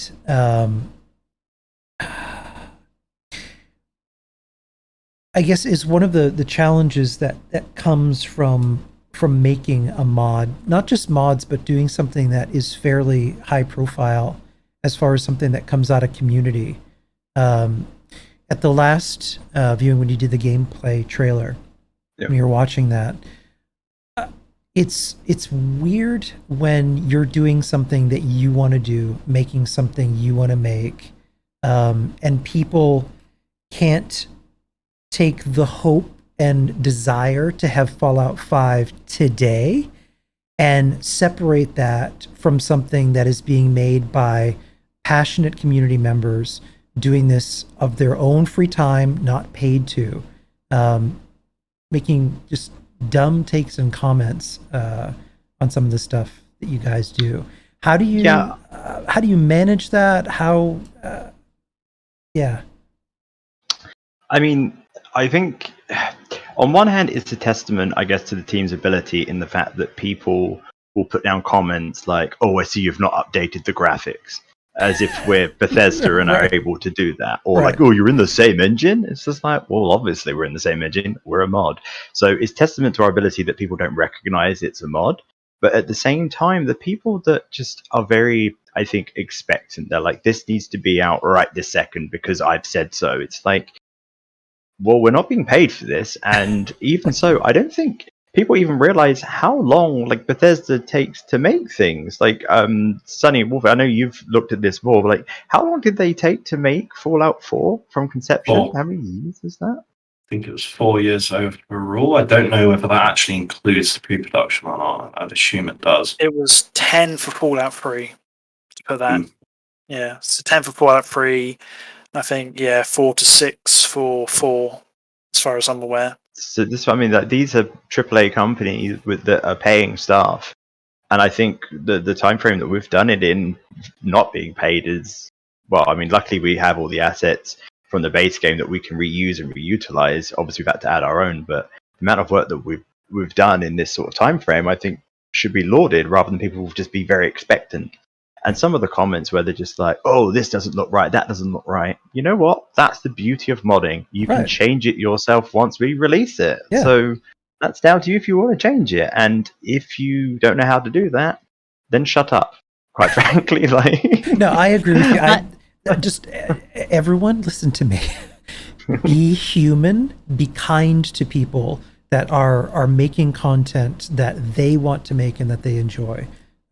Because even on a smaller scale, and I'd talk to you about this, Dean, because Fallout 76 had such a rocky start, I went through the same kind of thing that you guys do, where I was making content for something that people didn't necessarily like, and they couldn't differentiate between what I was doing and the thing that they weren't happy with.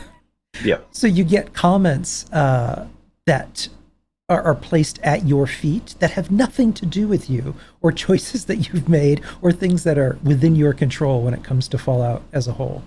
So yeah, I mean, it's great because we ignore them. Which is fair. Totally fair. You mentioned people, if you don't like what you see. Can I just say, I love what I saw. We just saw so much of the world. There were so many amazing hints of places we can go to, places we can go into, things to delve. That world space we're talking about, how large it is we just saw that scale. And that's my first time seeing it. We've talked about it, we've envisioned it, we've been like, okay, riding in the car, we can see a bit. It just looks gorgeous, guys. Brought a tear to my eye, for 100%. Real. Thank you. I mean, I think this is another thing as well, is that people, they're like, "Oh, we want to see more. Like, I want to see this, I want to see that, I want to see that." What they don't realize is that, like, we're beyond the stage of just, like, showing random tidbits off. Like, we're at the stage where the story is being put in now. It's like, if we show you that, we're just spoiling it. It's like, if you went to the movies and you're like, "You show me some of the movie," and it's like, "Well, cool. Well, Darth Vader's actually Luke's dad." You're like, "Well, why'd you do that?" do you know what I mean? Spoiler if you haven't seen Empire Strikes Back. But no. Do you know what I mean? It's like, why do you want to see the spoiler? Like, play the game. Just because you're impatient means that what we have to spoil it? No. We're going to give you these pan shots of the world space, because as soon as we start showing you the dialogue off, that's, the writers are just like, well, you've just ruined that point, etc. So it's, we'll want to show this sort of stuff off. And it's the reason why, like, we are showing, like, on our quarterly updates, we show the asset, not like maybe a few shots in game, but took in a way that you don't get spoiled. Or, for example, there's the tree looking dude. Yes, we're not going to explain into amazing. details about that, because you'll find out in game. Same with even the music. We want you to experience the music how we do when we walk around the world space. That's why we just show it with, like, a static image in on our YouTube, or with our quarterly video, where we just sort of say, "This is in a little tidbit," because all of it is spoilers at this stage. We're so late in the game. It's just like, if you watched a video that was just showing you a full playthrough, it's like, it's a spoil.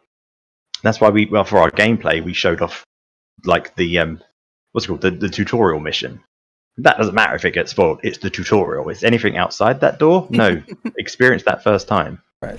And we learned so much from that. I mean, that's the thing. I mean, first of all, that Ent-like creature, wonderful. Yes. And what we did see, I love the mystery. You're talking about not wanting to do spoilers, whatever. What you gave us, there are going to be YouTubers and commentators, and Juicehead probably pouring over, this video, and we're going to dissect each scene and what does it mean. You think they do that for Starfield? Fallout London too with this trailer. Yeah. My God, that was gorgeous. And people are. There were so many that after the gameplay, everyone was talking about it. Literally everybody, every major YouTuber, gaming outlets, which it's fantastic to see that amount of coverage for something that you guys are doing. That's awesome. I mean, that's what I mean. Like, this whole journey is crazy. I mean, I'd like to hear the team members in this building.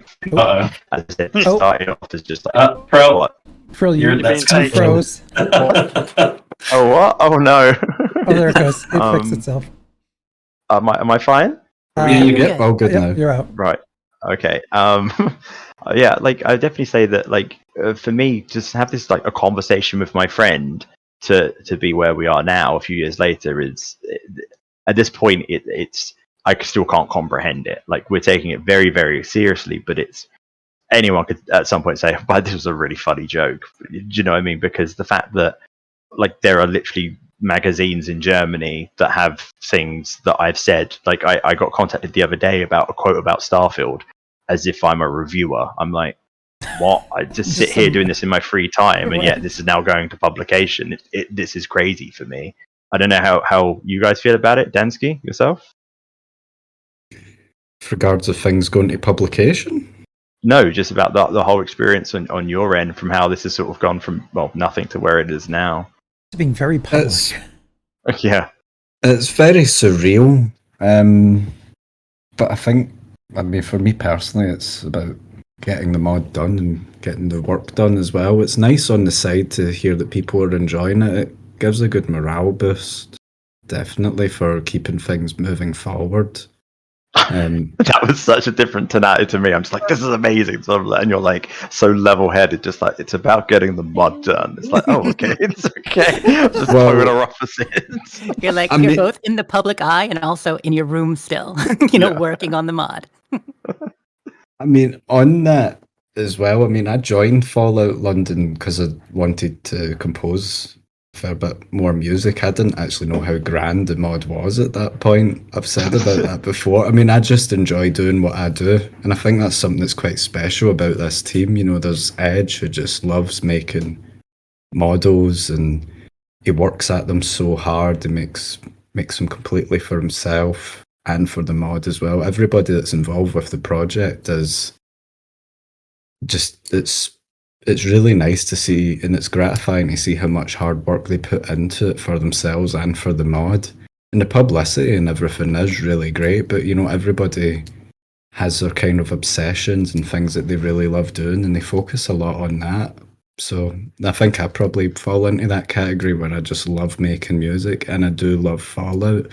I love the atmosphere. That's kind of at the forefront, and everything around publicity-wise is like a great morale boost, and it's nice to hear that people are supportive of that, and that keeps me on my toes in terms of thinking, what more can I do, Yeah, what about you, Sonny? I mean, I've been here since the start, and seriously, it was always a dream for me. I first joined it with, the original project. Yeah, he predates me. That's quite funny. It was always a dream to see London in a Fallout game, if you will. And just, as Dan said, it is so surreal seeing how far it's come since we originally started. Like, I never thought the world space would be what it is now. The level designers have just cracked it. It's I don't know. I'll sit there waffling for ages on that question. So. Go on, Wolfie. What about you? I mean, it's kind of because obviously I joined just before the restart, I think, more or less, a couple of months before there. And I mean, a lot of probably people who do solo modding, they have their own little passion projects. Be a world space, a building, something small. You never really expect it to go any further than that. So when I kind of joined and started doing a few bits here and there, I never expected it to be where we are now. And especially with like my work colleagues, they would be like, "Oh, are you still doing that little London thing?" And I'm like, "Yep, still doing that." And now when I come up to work, they go, "Oh, I saw the new update. Oh, I'm really excited. You should add this and that. Oh, can you add me in the mod?" And yeah, even customers that I serve at my work, because you turned up to work wearing your hoodie, didn't you? And and the customer's like, "Are you a developer?" And I was like, "Yeah." And into a conversation, people just in real life now as well, outside of like the internet, people are noticing me. It's pretty cool. Dansky, we're not at school. You don't have to put your hand up. Sorry, because my mind was thinking about university. That's what you do when you're in meetings. Sorry. Yeah, I mean, I work in a university. I help with like teaching audio and things like that. And students actually came up to me and asked about the mod. Says, "Are you the head of media for Fallout London?" That's completely surreal to me. That's awesome. Says, "Yeah, I've been stopped in the streets on it. Yeah, it's things like that are quite bizarre that I'd never thought something like that would happen. And they were like, "Oh, are you the person that's working on that, doing music and everything?" Well, yeah, but I so don't know. what Sunny said when we had a meet up after to basically celebrate the first video that went like really viral, like 3.5 million views. We were walking around London and we obviously had our t-shirts on. And we were in like the financial district. We were over by like St. Paul's. Around this random dude just comes up to me. He's like suited and booted suitcase. He's probably on more money we could dream of. Just comes up and he's like, "There's a new Fallout game? When is this coming out?" And he was like taking down our details. He's like, "I want to go check this out. I want to go watch it." It's just like we're just walking around, like just doing our thing, and it's just like guy took a picture of us as well. That is awesome. Oh yeah, he like, didn't give it away. Photo, and he was like, just like, Bethesda. "Who are these?" Say Bethesda.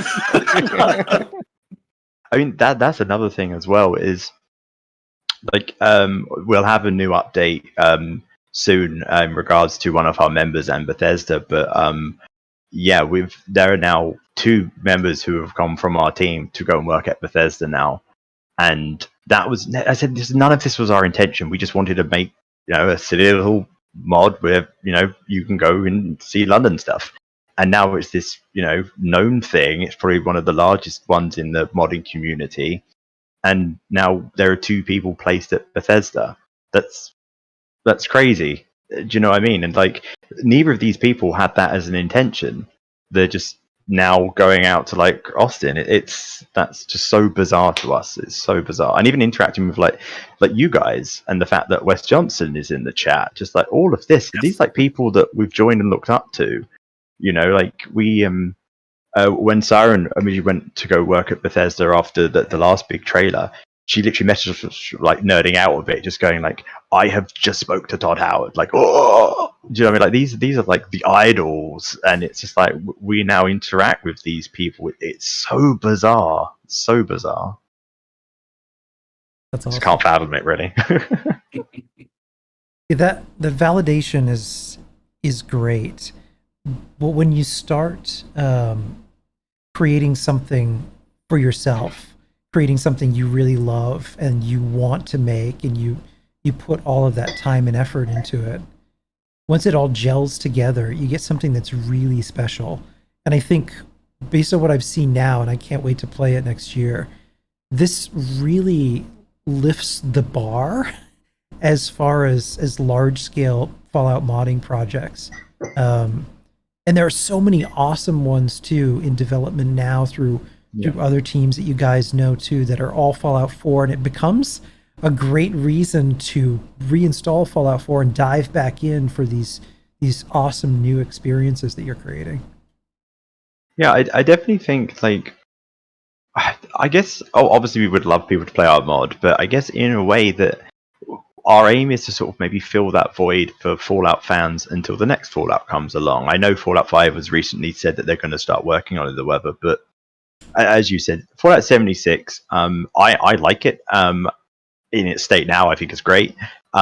Obviously, lots of people got put off at the initial release. I think even Bethesda can say that was not a very good release, and it did turn away a lot of the community.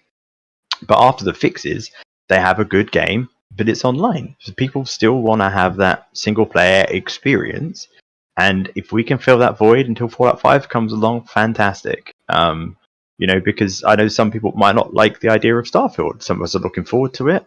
Some maybe they don't want to do things in space. So, as I said, until Fallout 5 comes around, if we can fill that gap for that person, fantastic. We've done our job. Because at the end of the day, it goes back to your other question of when people want to insult us, and we're doing it in their free time. Yes, we're making this, but we're making it for you guys for free.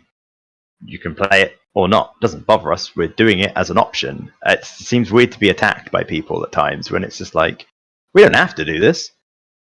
Like we could just shut down the project and be like, oh, there you go, just wait 10 years for the next game. But no, we're offering something. So maybe people should have that in their forefront before they decide to jump online and be like, haha, you've done this. Yeah.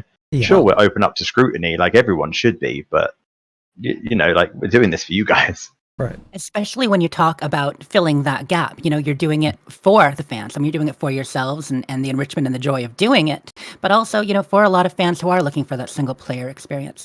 Now, the team has grown over time as people heard about Fallout London coming in and joining. Are you still open to new artists or, different people who might want to help? And how would they go about contacting you about that if they were to?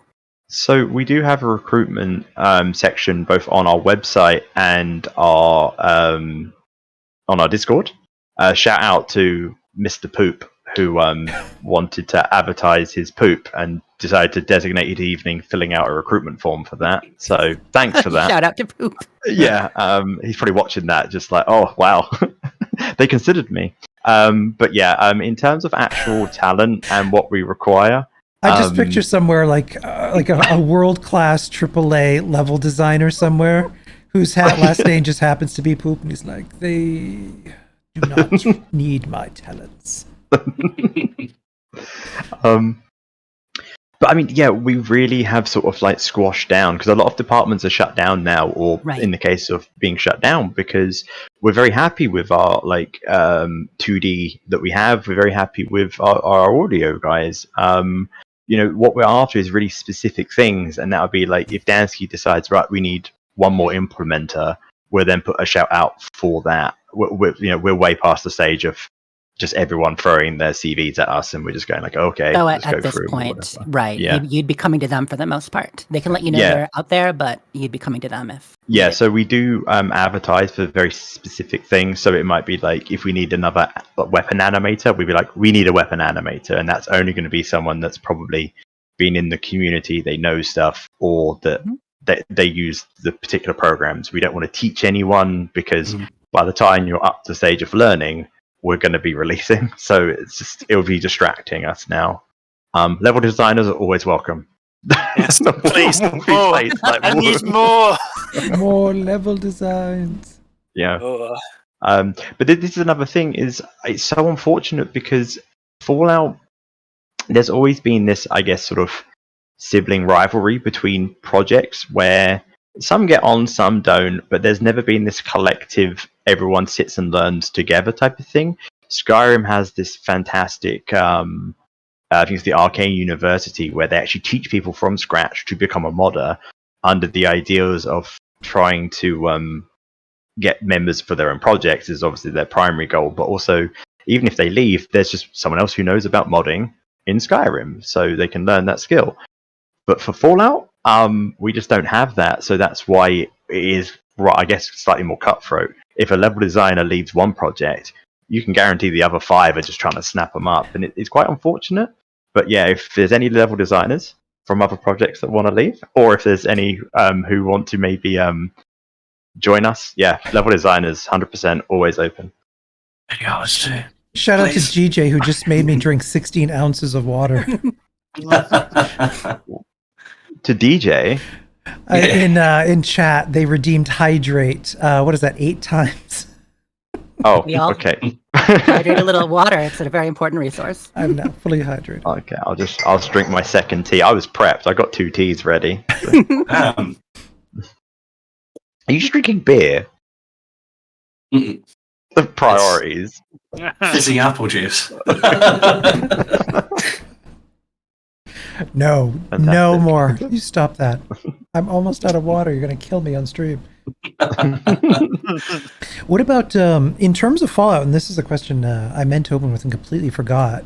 How did all of you get into Fallout? What was your first Fallout game? And really, why do you love it so much? I'm old, so I played the originals. I didn't understand them. I'm not gonna lie. So I was too young to really understand what I was doing. I think I point and clicked, and the first man I saw beat me with a stick, and I was like, "This game's hard. I'm gonna go and play Star Wars Dark Forces." That shows my age. So yeah, but that was how I got into it. But the first one I would say I fully understood and enjoyed and played back to back was Fallout 3. I actually didn't get into New Vegas. Heresy. But no, I think Wolfie's the same. Like 3 years our baby, Yeah. much like 3. I'm disappointed. What were you, New Vegas? Fallout 3 is probably, that was my first proper. But I played Fallout 1 on my uncle's PC, but played it, watched him. Yeah, Fallout 3 was my first one, definitely. But New Vegas, I loved it for, well, New Vegas, of course. What about you, Dansky? It was Fallout New Vegas was the first one that I played on PlayStation 3, I think.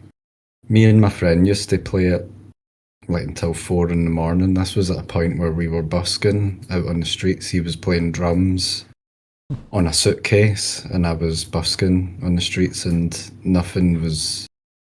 We just would always look forward to coming home that night and then playing Fallout New Vegas, and then it was Gun on the PlayStation 2 and Worms Armageddon on the PlayStation 1. I know So all of it's these got- games. it's got a special- I know those games from my teens. Like, So that kind of period's got like a kind of special part in my heart because of that kind of period of sinking into a game and just playing that until the early hours, and then having to wake up at 7 in the morning again to find our busking spot in the middle of town. well, yours was definitely free, wasn't it, Wolfie? It is, but it's very closely matched by Fallout Tactics. Mm-hmm. That was a really Good good one. one. It's the one That was I, not a good one. Honestly, I really like Tactics. It's I just love having my little squad going around the wastes and just. Unfortunately, outrageous. you're wrong. Well, at least it's not Brotherhood. Oh, that I trailer. thought we were going to say at least it's not raining. It is 12. I don't want to keep you anymore, but I'm also fine. No, I think Jess, did you have any other questions you could think of?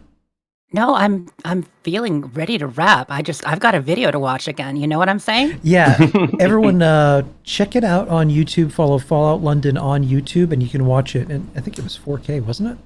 I believe It so. should be up at that point, yeah. Yeah. I'll also say that for anyone who wants more Fallout London content, Sunny did a master cut that's over on his channel. It's actually linked in our description, which contains the trailer you saw, as well as I think another like 10 minutes of just It's Fallout footage. It's all the shots not cut, basically. Yeah. Sweet. Yeah.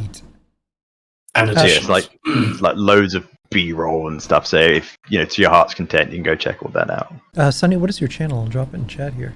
It would be C3 Delight. I can send it to you in a message if you'd like. Yeah, it should be in the link down the bottom as well. That's the, It is linked. Fallout. Supplement video. Here you go. I can send it. That'll be beautiful, because anyone knows when you're putting together a video like that, you're taking so many shots to get the shot. And so we'll get different angles and other stuff in there. That sounds lovely. But you have to remember a lot of it's cut down as well for that trailer. So a shot that might last 40 seconds, it has to be 5 seconds, Yep. Have you got the 14 link to people have that? already discovered it. 14 people actually read the description. Are there any third-person views that are going to end up in that master cut, do you think? There is an addition. Well, I think there's an additional 2 that aren't in that trailer. Nice. That I can think of. Actually, can if I switch to your message, we'll lose the video window. Can someone? You're fine. You're fine. If someone wants to drop Sunny's link in, what is it? You said it was the Sunny D. I need to It's sign in. C3 Delight. That's his C3. YouTube account. D9. He also has the master cut from the last one as well. Because Sunny does all the video recording, so yeah, he's obviously got all the B-roll and stuff. Are you okay to post it in if you're logged in on Twitch? Because I have to verify on my phone. Yep. I can post. There we go. I can post it. I think. There you Very go. nice. Yeah, it's up. Cheers. Sweet. Oh, paste. I think that's. I don't know how technology works. I think that's it. Either that or that was my bank details. One of the two. Oh no. That's fine. Oh, this has been so lovely. I mean, I've just an absolute joy. Really wonderful talking to you guys, getting to dig in, learning more about the mod, the thought behind it, the team. So much to look forward to. You know, another year or so. You know, sometime 2023. Cannot wait though. It's going to be wonderful. I mean, we'll wait. Cannot wait. Yeah. No. Thank you very much for having us as well, thank and you thanks all for for doing this joining us. Thank you very organization. much. Yes. And if anyone hasn't donated, do it.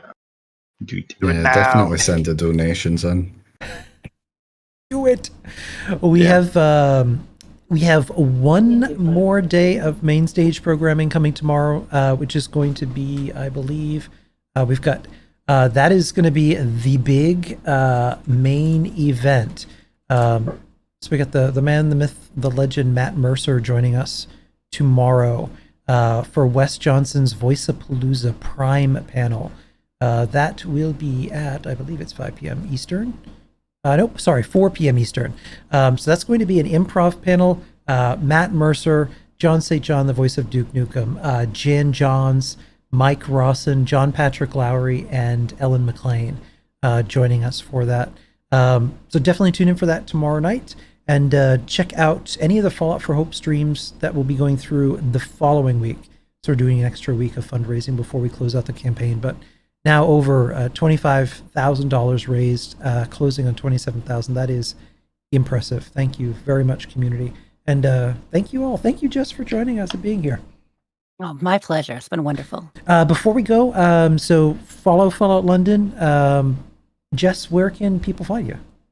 People can follow me at Sleep is for Tea on Twitter, at the Fallout feed for one of my podcasts, the Fallout Oriented one, and all over the internet, Jessica Starr. And you guys also have a website, right? Is it Fallout? We do have a website. Okay, Yep, cool. Fallout4London.com. Yeah, follow us and please subscribe to our YouTube because this really desolate wall behind me, I'd love to have like a little plaque from YouTube. That'd be fantastic. So yeah. That as well. Very good, everyone. Thank you very much. And before I keep forgetting to raid like a horrible, horrible person. So we are going to raid let's raid somebody who could use some love here. This is all this technology stuff I don't understand. We have a lot of people on, yeah. Raiding was like something I did on Fallout 4, RuneScape 10 years ago. I was trying to see if anyone from the fundraising team was on. I don't think I'm seeing anybody.